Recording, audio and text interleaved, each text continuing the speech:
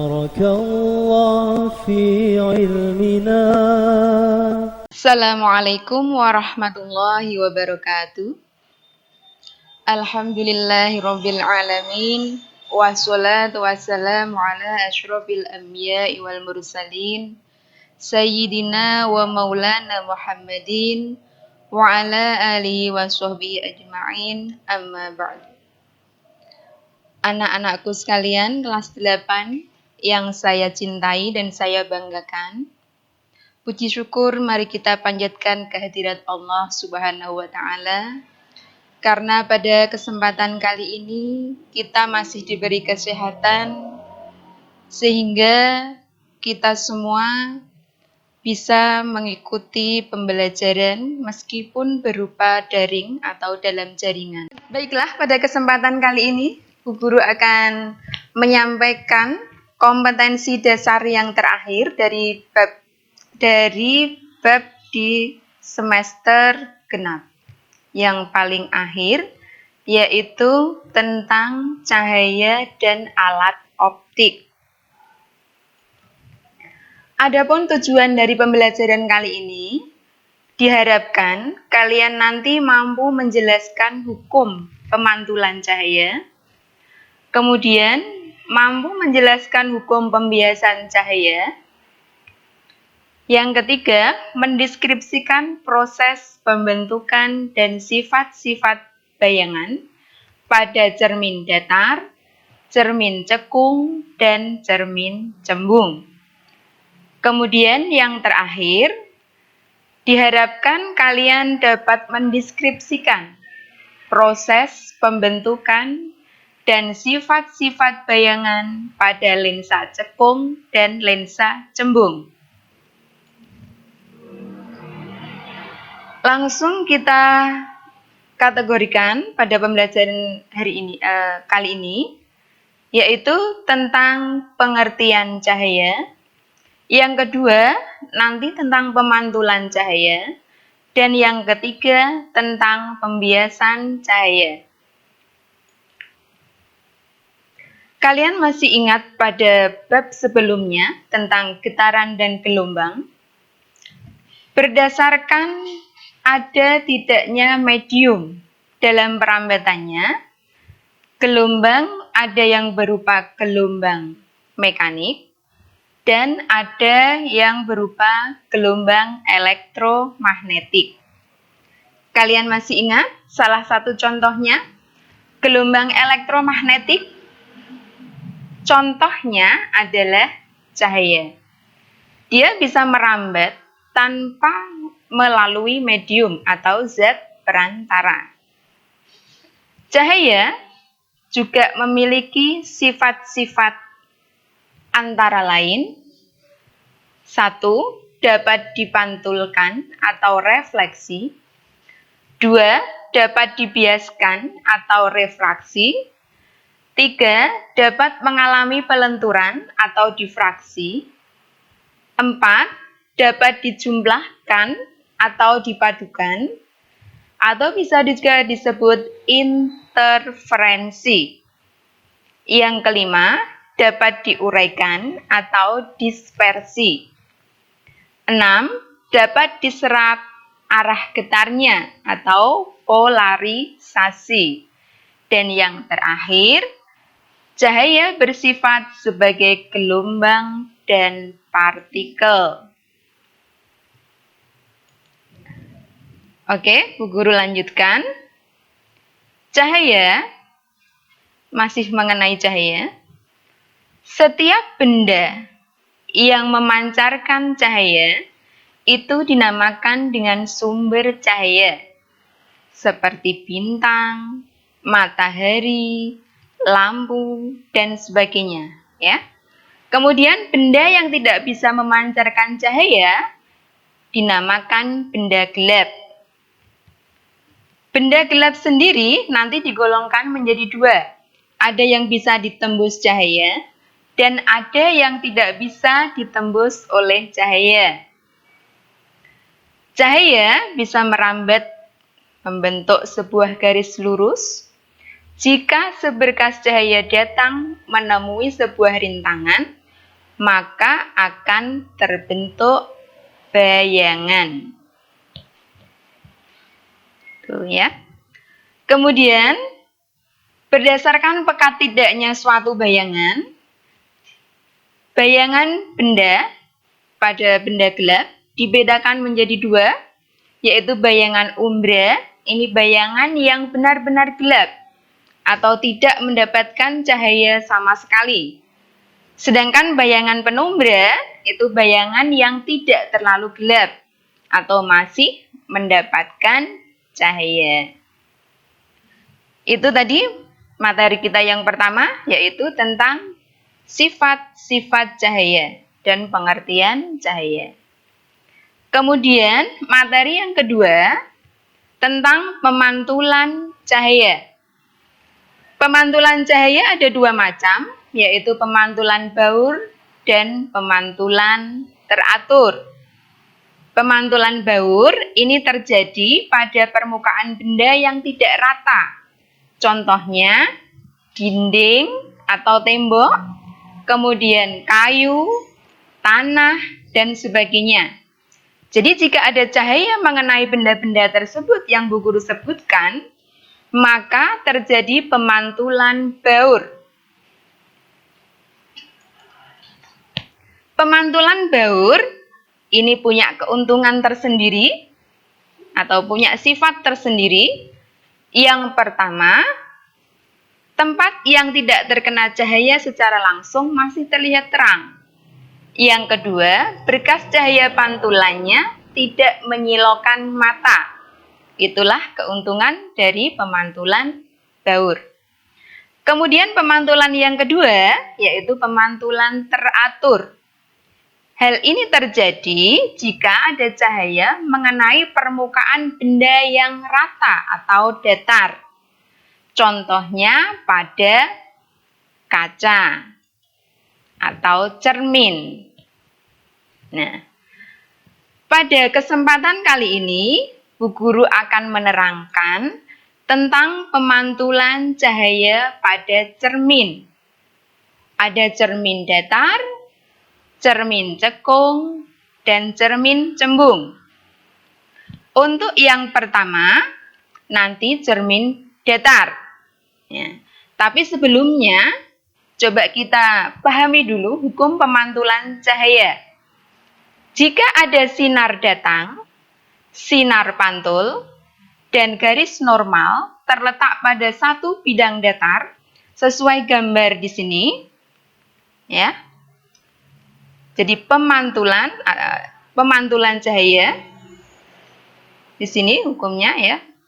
Gambarnya bisa kalian perhatikan. Jika ada sinar datang itu sinar yang menuju ke bidang. Kemudian sinar pantul, ini sinar yang keluar dari bidang. Kalian perhatikan arah sinarnya, ya. Ini terletak pada satu bidang datar. Di sini contohnya adalah cermin. Kemudian hukum pemantulan yang kedua, sudut datang yang terbentuk sama dengan sudut pantul. Sudut datang ini sudut yang dibentuk oleh sinar datang dan garis normal. Jadi garis normal ini garis yang berada di tengah-tengah, dia tegak lurus dengan bidang datar. Sedangkan sudut pantul, sudut yang terbentuk antara sinar pantul dengan garis normal. Paham ya kalian tentang hukum pemantulan? Dan pemantulan cahaya ini nanti digunakan pada cermin datar. Pada kehidupan sehari-hari, kalau kita bercermin, kalian pasti bisa melihat bayangan kalian di belakang cermin. Coba kalau kalian mengangkat tangan kanan, apa yang terjadi dengan bayangan pada cermin? Seolah-olah kita melihat tangan kiri pada cermin itu. Nah, itu salah satu sifat bayangan pada cermin datar. Nah, di sini Bu Guru akan paparkan lebih jauh tentang bayangan pada cermin datar. Ya, tadi yang pertama sudah Bu Guru terangkan, itu berkebalikan sisi ya. Jadi kalau kita mengangkat tangan kanan ke atas, maka di cermin akan kelihatan tangan kiri. Ukuran benda sama besar. Kemudian tegak, tadi berkebalikan sisi. Kemudian jarak benda ke cermin sama dengan jarak bayangan ke cermin. Dan yang kelima bersifat maya. Nah, itu coba kalian perhatikan. Sifat dari bayangan cermin datar. Diingat-ingat ya. Bila perlu kalian catat di buku catatan. Apa itu bayangan maya? Di sini Bu Guru perkenalkan terlebih dahulu. Jadi bayangan maya ini bayangan yang tidak bisa ditangkap layar. Atau cirinya bisa kita lihat langsung pada cermin itu. Jadi kalau kita bisa melihat bayangan pada cermin itu berarti sifatnya maya. Tapi kalau kita bercermin kok tidak ada bayangannya, berarti bayangan di cermin itu adalah bayangan nyata. Dua kata kunci itu harus kalian pahami terlebih dahulu sebelum nanti kita membahas tentang pemantulan cermin berikutnya, yaitu tentang cermin cekung dan cermin cembung. Paham ya anak-anak? Ya, baiklah, akan kita lanjutkan. Di sini pembentukan bayangan yang kedua, yaitu pada cermin cekung. Ada 3 sinar istimewa untuk membentuk atau melukis bayangan pada cermin cekung. Ya, cermin cekung ini cermin yang permukaannya berbentuk cekung. Atau kalau kita lihat bagian dalam bola atau bagian dalam sendok. Nah, itu bisa kita lihat sebagai cermin cekung gitu ya. Jadi di sini bagian-bagiannya yang di depan cermin ini adalah titik fokus. Kemudian di belakangnya adalah titik M, titik pusat kelengkungan cermin. F di sini adalah fokus atau titik api. Kalau kita mau melukis bayangan pada cermin cekung, minimal ada 2 sinar istimewa yang kita gunakan. Apa itu sinar istimewa pada cermin cekung? Ya, kita pelajari satu-satu dulu. Yang pertama, coba kalian pahami. Di sini sinar datang pada yang A, poin A. Sinar datang sejajar sumbu utama akan dipantulkan melalui titik fokus. Ya, di sini sinar datang itu yang mana? Sinar yang arahnya menuju ke cermin. Sedangkan sinar pantul ini sinar yang arahnya keluar dari cermin. Kemudian yang B, sinar istimewa yang kedua, sinar datang melalui titik fokus, ini akan dipantulkan sejajar dengan sumbu utama. Jadi dia berkebalikan dengan sifat yang A tadi, ya, dengan sinar istimewa yang A tadi. Kebalikannya, jalannya sinarnya begitu ya. Jadi kalian perhatikan jalannya sinar. Kemudian yang sinar istimewa ketiga, kalau ada sinar datang melalui pusat kelengkungan, maka akan dipantulkan kembali melalui titik atau pusat kelengkungan cermin itu juga. Ya, jadi garisnya sama. Untuk sinar istimewa yang ketiga. Nah, di sini perhatikan coba pada cermin cekung. Bayangan yang terbentuk, ini salah satu contoh saja. Kalian bisa lihat nanti di tayangan slide berikutnya untuk bayangan-bayangan pada cermin cekung. Di sini Bu Guru ambil satu contoh. Kalau ada benda di sini diletakkan di ruang ketiga, maka akan terbentuk bayangan di ruang 2 yang sifatnya nyata, terbalik, diperkecil, dan terletak di antara S atau titik fokus dan M atau pusat kelengkungan cermin. Ya, jadi kalau Bu Guru tadi belum menerangkan bagian-bagian cermin, ada yang kurang di sini Bu Guru jelaskan ya. Bagian-bagian atau ruangan pada cermin cekung di sini antara titik O dan F ini disebut ruang 1. Antara titik F dan M disebut ruang 2. Kemudian antara M sampai tak terhingga disebut ruang 3. Nah, pada gambar ini berarti benda berada di ruang 3. Bayangan ada di ruang 2. Kalau dia diperkecil, berarti sifatnya diperkecil. Kalau dia terbalik, ya berarti sifatnya terbalik. Paham ya anak-anak ya? Bisa kita lanjutkan pada bayangan yang kedua. Nanti kamu bisa pelajari sendiri ya. Contoh-contohnya seperti tadi, tetap menggunakan sinar istimewa. Jadi, kalau ini benda berada di ruang 3. Sifat bayangan yang terbentuk bisa. Nah, di sini kamu lihat nyata, terbalik, diperbesar. Kemudian kalau bayangan di ruang tepat di titik fokus, maka bayangannya maya tak terhingga, ya, sangat besar bayangannya, diperbesar tak terhingga. Ya. Pada cermin cekung, nah di sini berlaku rumus 1/F sama dengan 1/S ditambah 1/S aksen. F itu setengah dari R. R adalah kelengkungan cermin, ya. Jadi nanti kalian bisa berlatih soal di akhir tayangan ini, ya. Di sini Bu Guru jelaskan dulu untuk simbol-simbol rumusnya. Kemudian perbesaran bayangan. Perbesaran bayangan ini bisa kita cari dengan rumus S aksen per S atau H aksen per H. H aksen itu apa? H aksen adalah tinggi bayangan. Kalau H itu adalah tinggi benda. S aksen tinggi bayangan, jarak bayangan, maaf. Kalau S adalah jarak benda. Itu ya, bisa mengikuti ya. Kemudian pada cermin yang ketiga sekarang, pemantulan pada cermin cembung. Pada cermin cembung, ya di sini juga cara pembentukan bayangannya menggunakan 3 sinar istimewa. Ya, kalian bisa baca sendiri jalannya sinar, sudah Bu Guru tuliskan di sini. Tinggal kalian pahami gambarnya, cocokkan dengan gambarnya, ya. Nanti untuk menggambar bayangan cukup menggunakan 2 sinar istimewa saja, itu sudah cukup. Ya, jadi di sini sinar datang sejajar sumbu utama akan dipantulkan seolah-olah berasal dari titik fokus. Itu bedanya. Pada cermin cembung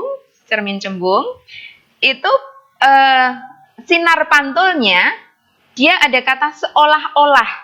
Mengapa?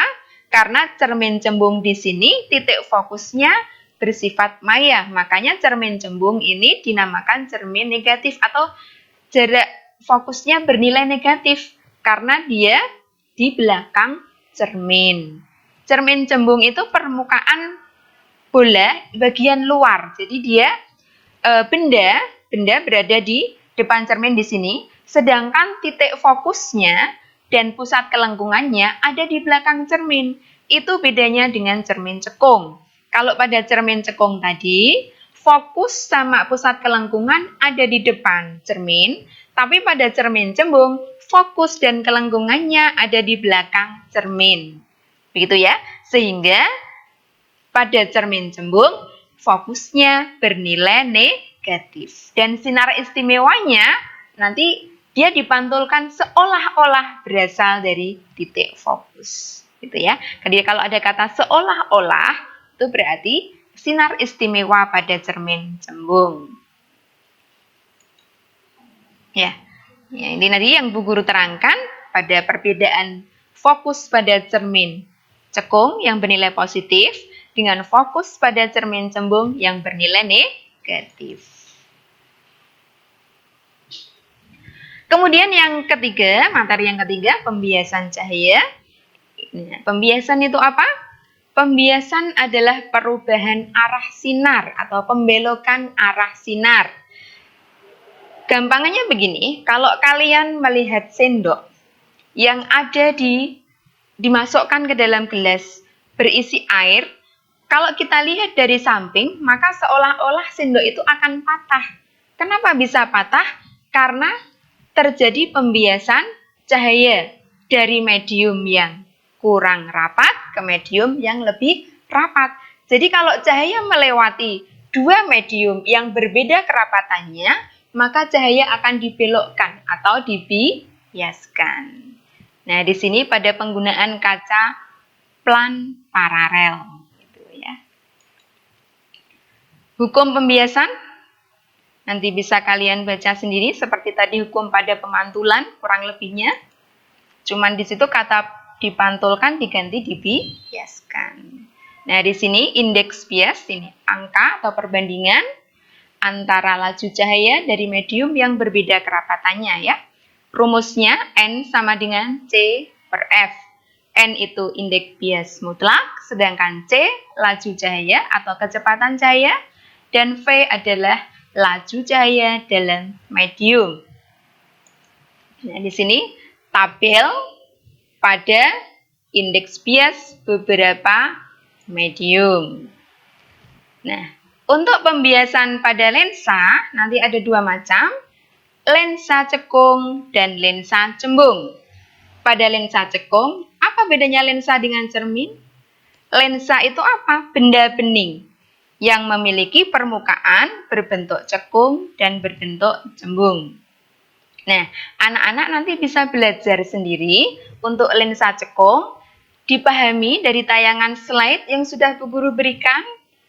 Kalau ada yang kurang paham atau kurang jelas, nanti bisa memberikan pertanyaan untuk alamatnya nanti bisa di kolom komentar atau lewat WA, nomor WA yang sudah Bu Guru berikan, bisa kalian diskusi nanti dengan Bu Guru apa-apa yang belum dipahami pada penjelasan kali ini. Nah, karena keterbatasan waktu, Bu Guru tidak bisa menerangkan sampai tentang lensa, tapi di tayangan slide ini minta tolong nanti dipelajari, dipahami sendiri. Kemudian di sini ada rangkuman yang bisa membantu kalian dalam memahami materi ini, dan ada contoh soal untuk penerapan rumus-rumus pada cermin, kemudian latihan-latihan soal. Untuk latihan soal, coba kalian kerjakan di buku tugas masing-masing.